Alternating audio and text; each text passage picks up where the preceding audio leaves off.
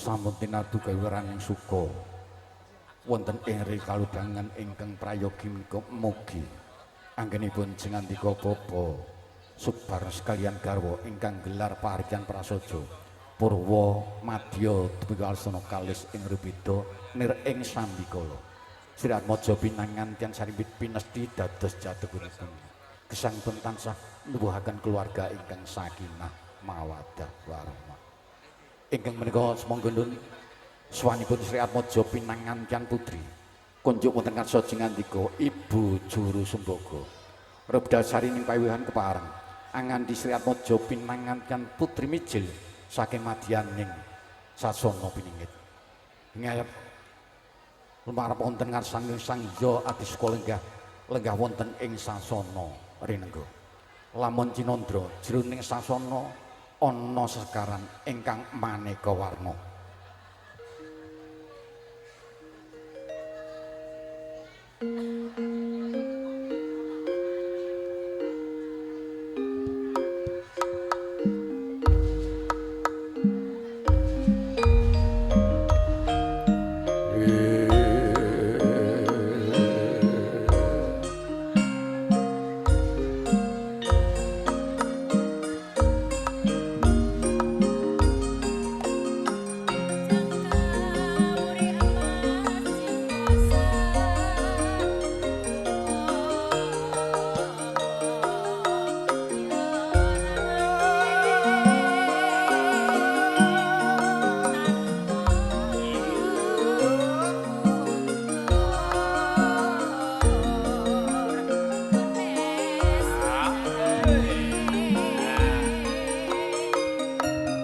Gadi Sutama Gusti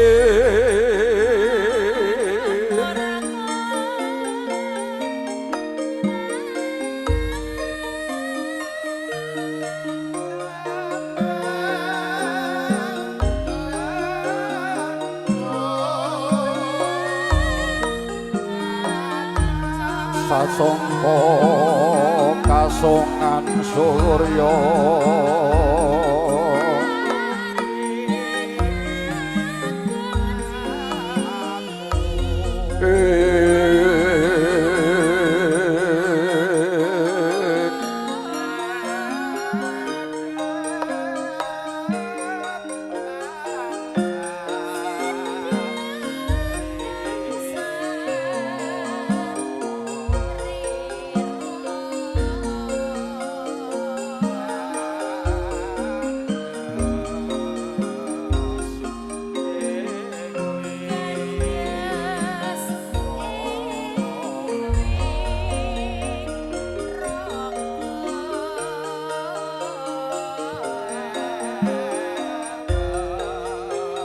Prabanya sumungsun karwa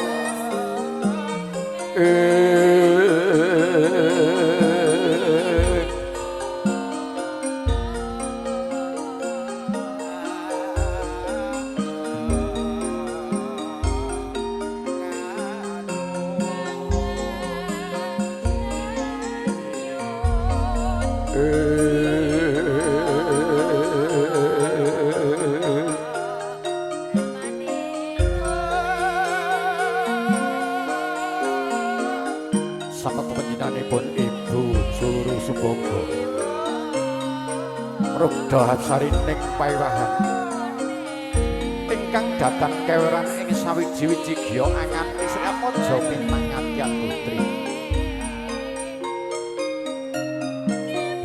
mijil saking madyaning sasana piningit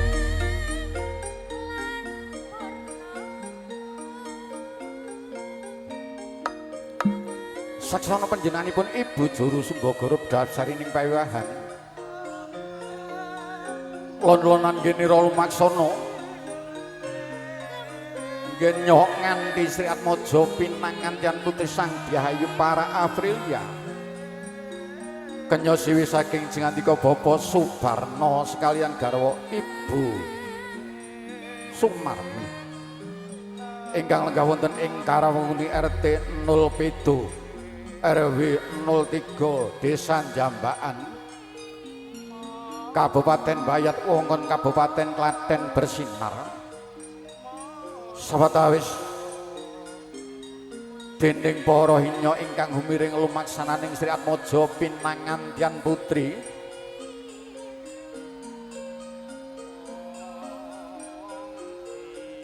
kunjuwatan kersanipun panjenenganipun Ibu Juru Sembogo anggenipun lumaksana semangga lajeng meping wonten madyaning sasana Badrayasa.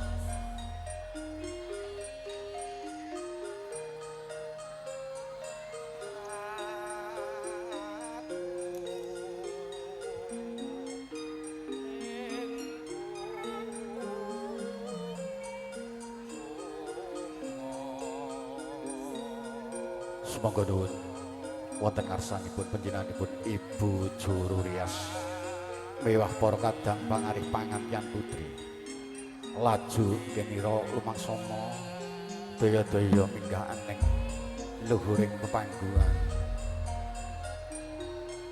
pinangka palengganing Sri Atmaja Pinangantian Saringgit.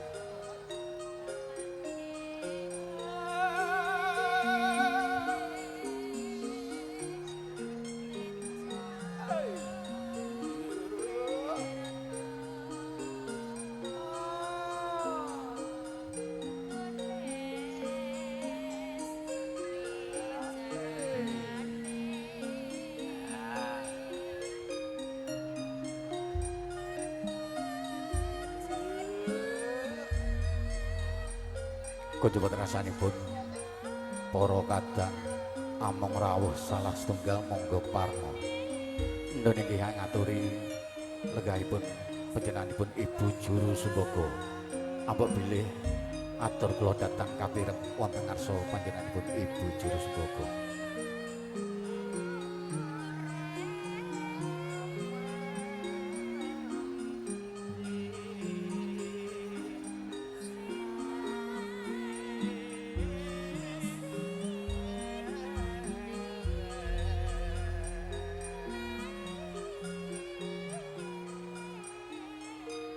Kawistara lon-lonan genira lumaksana Sri Atmaja Pinangantian Putri yen cinandra pasan kurang candra luwih warna endahing sang Dyah Ayu para Aprilia kenyosi saking jengandika Bapa Suparno sekalian karo Ibu Sumar nalika semana lon-lonan genira lumaksana membat madya menggang ewarih melok wadana sumono agilar-gilar pindha kencana binabar. Sumangga nuwun laju kenira maksana Sri Atmaja Pinangantian Putri. Daya-daya ing aturan pinalenggah wonten madyaning sasana Badrayasa ingkang sampun pinanci.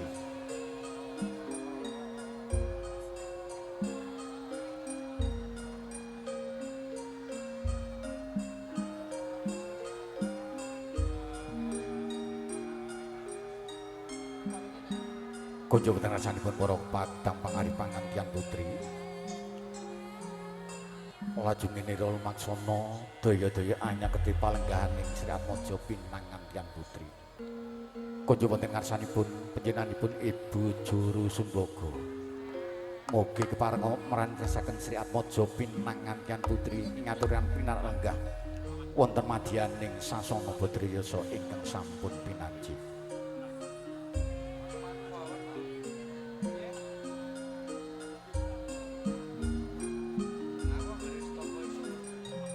Sang Yati Sukalenggah ingkang winanten pakurmatan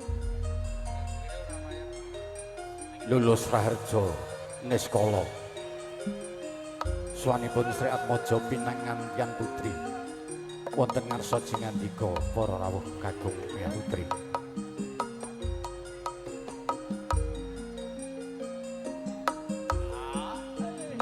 Semangga nuwun kunjuwatan ngarsanipun panjenenganipun Ibu Juru Sembogo anggenipun pareng maranitesaken lenggahipun Sri Atmaja Pinangantian Putri.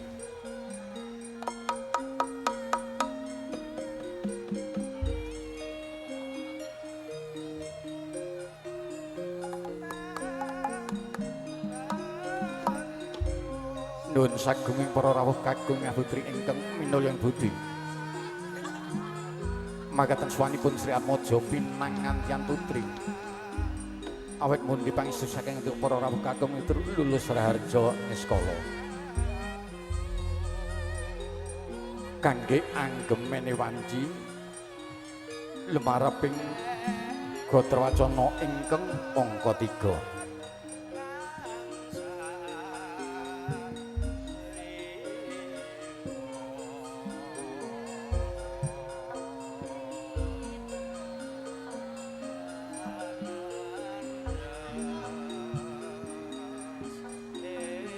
Kunjungan rasanipun para rawuh kagung putri ingkang minulya kepahangan ngerantos upaya temapanya jara ingkang sampun nuwun matur nuwun.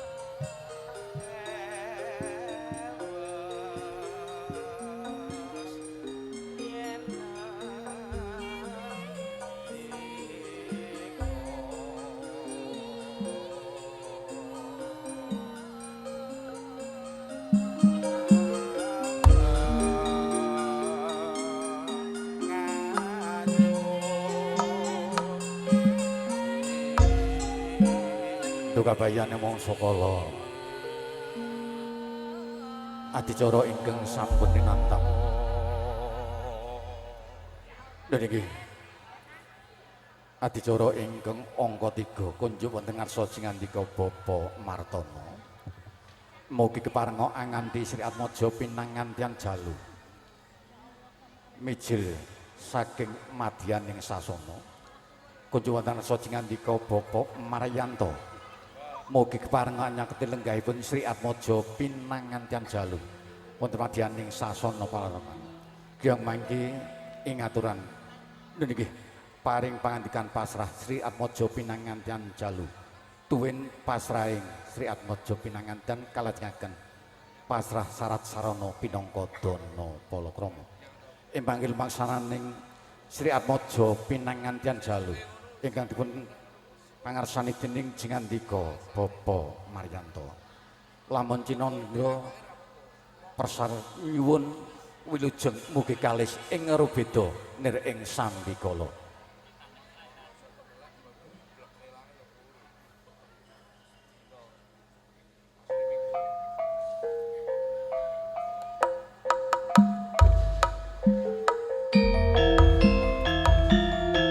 Sawetawis kunjuk wonten ngarsa jingandika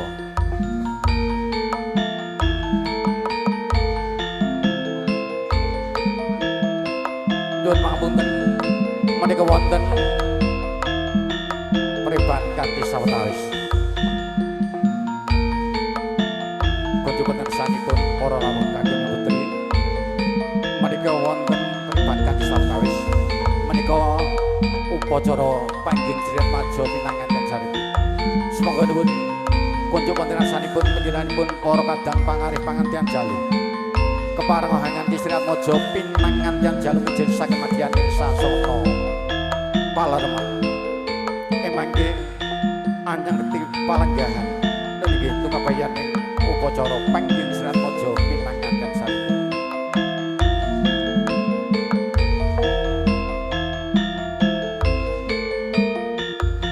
Kunjuk wonten asanipun panjenenganipun Ibu Juru Sumbaga Rubdab Sarining Paiwahan kepareng anganti Sri Atmaja pinangantian putri mijil samadyaning sasana palenggahan ing mangke ngadani upacara panggihing Sri Atmaja pinangantian saripun.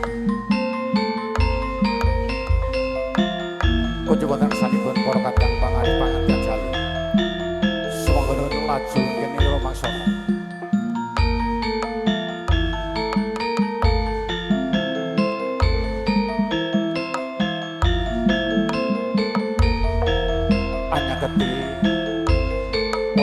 Upacara panggih kunjuk wonten rasanipun Ibu Juru Rias Ibu Werdop Sarining Paiwahan kepareng anganti Sri Atmaja pinangantian putri mijil saking madyaning sasana putri yasa niki ngaturan panggih Sri Atmaja pinangantian saripun kalajengaken.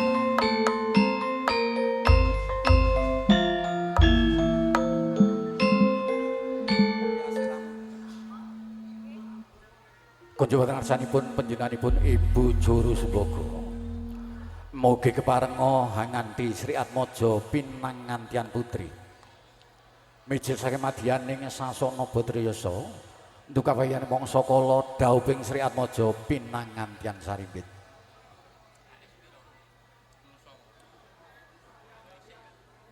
Ibu Juru Rias, mugi kepareng nganti Sri Atmaja pinangantian putri.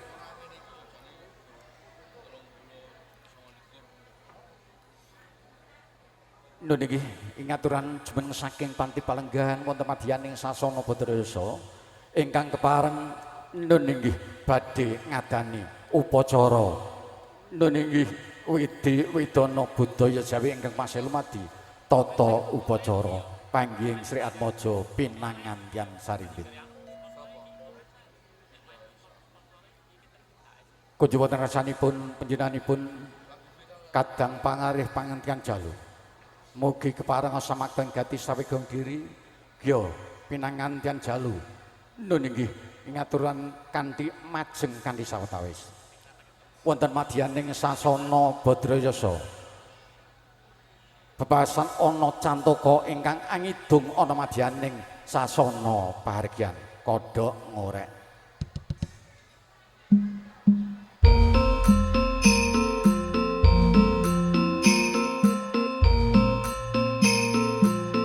Kepareng kangge angadani tata upacara adat Widi Widana Budaya Jawi ingkang masih lumadi. Sri Atmaja pinangantian sarimbit nedya dhaup saha panggih Sri Atmaja pinangantian sarimbit.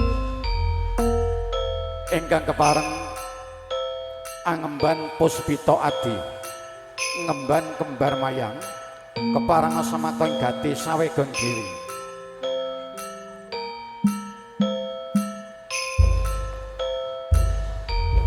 Lon-lonan nggene Rala Maksana Sri Atmaja pinangantian putri. Anya keti lenggahipun ingkang raka Sang Abagus Khairul Sopyan. Nalika semana panjenenganipun Ibu Juru Sumbaga ingkang prantisan upacara adat Widi Widana dhateng keweran ing sawiji-wiji ing mangke ana campung pandulu catur netra ingkang babar genahe ing sanubari. Ya Sri Atmaja pinangantian jalu samya apagut tinggal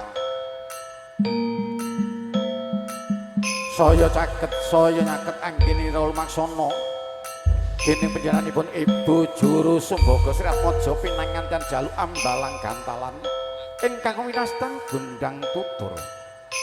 Daya-daya kwanto Sri Atmaja pinangantian putri ambalang gantalan ingkang winastan gundang kalsih.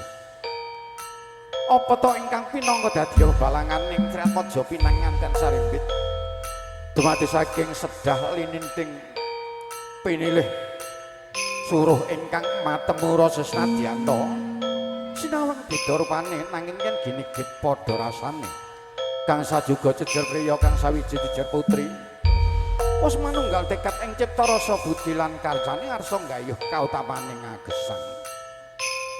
Daya-daya panjenenganipun Ibu Juru Sumbaga ingkang kepareng pranitasaken Sri Atmaja pinangantian sarimbit samya jawat asta kekalihipun samya prasetya Sri Atmaja pinangantian putri Sang Byayu Tara apriya mboten badhe ngladosi kakung menawi mboten ingkang garwa Sang Abagus Khairul Sopyan. Semantun ugi Sang Abagus Khairul Sopyan mboten badhe nampi liring netra menawi mboten ingkang garwa Sang Byayu Tara apriya. Kekalihipun wis manunggal tekad ing cipta rasa budi lan karsyane arsa nggayuh marang kautamaning agesang. Daya-daya dening panjenenganipun Ibu Juru Sumbaga kapritesaken Sang Byayu Para Aprilagya amiji samparan ingkang raka. Mugi ijal sawining sukerta jroning bebakar kencana. Ana sekar triwarna sekar mawar kantil lan melati. lamun winaos ing tembung manis kanthi kedaling latri tansah kumantil-kantil katresnanipun Sri Atmaja pinangan yang sarimbit paripurna ini jantirta sendu taman gya amita antiga pecah padha sakala pananghantiga sigra panjenenganipun Ibu Juru Sumbaga angunjuk kanthi tirta wening wonten madyaning Kanda Partala wonten madyaning Kendhi Partala ininjuk kanthi tirta suci tirta wening paripurna panjenenganipun Ibu Juru Sumbaga ngrantesaken upacara adat Widi Wedana daya-daya panjenenganipun ingkang Rama nuning singantika Bapak Suparna kepareng anuntun dhateng Sri Atmaja pinangan kan sarimbit tinuntun dhateng reh pepoyaning kautaman panjenenganipun Ibu Juru rias maranitaken ingkang Ibu sang nuning panjenenganipun Ibu Sumarwi gya ngaturan sikep slindur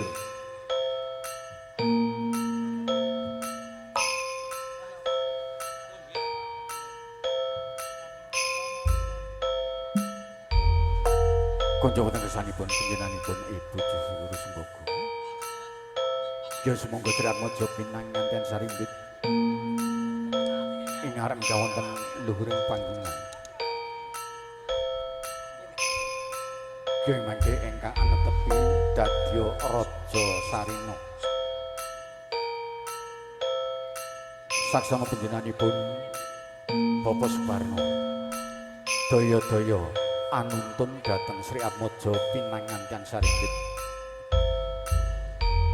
tinuntun dhateng raih poyaning kautaman apawayung budi rahayu linambaran tepa kumawula asih mringkasih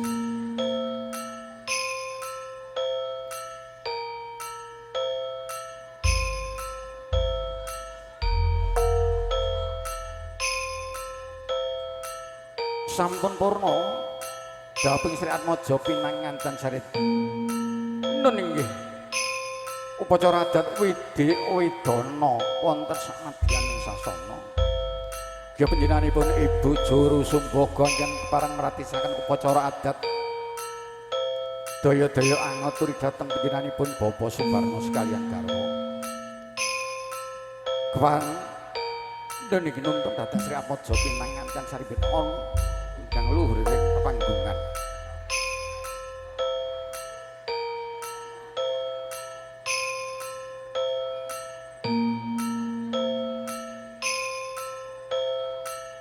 kunjuk pangarsanipun Kadang Wira Pradana Parna ngaturaken uling ketawang laras mara ketawang laras maya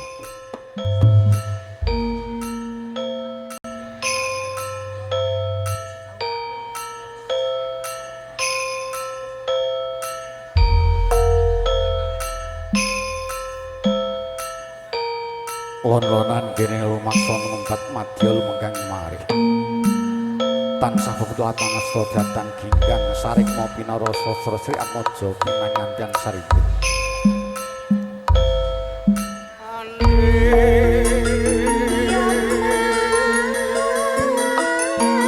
saksana dening panjenenganipun Ibu Juru Sumbaga ingkang kepareng mrantesaken upacara adat Widi Wedana Bungkul Jawi masyarakat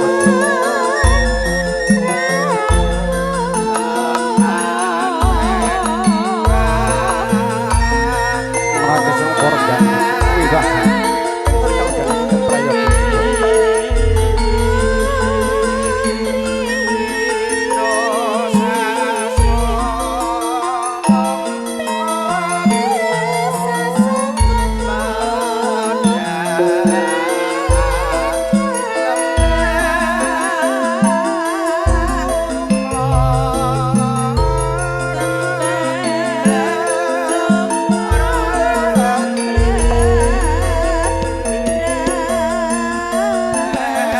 kunjungan rasanipun panjenenganipun Bapak Suparna sekalian karo Bitulas dening sampeyan para kadang ana kepareng aturan pinangan kematian sasana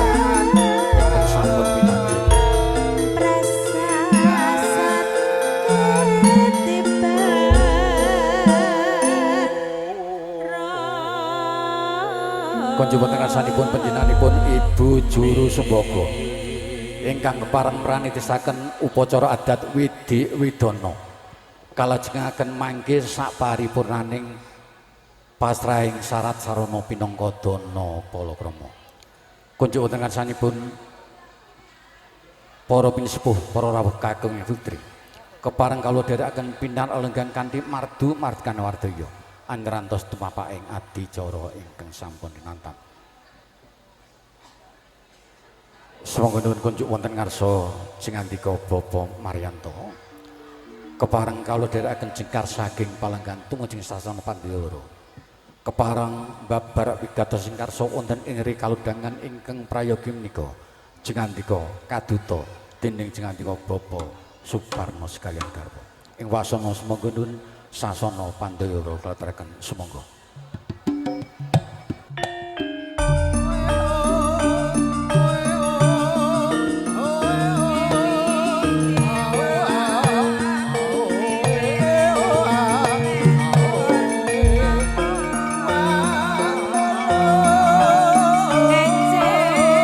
Konjo wonten asa jengandika Bapak Suparno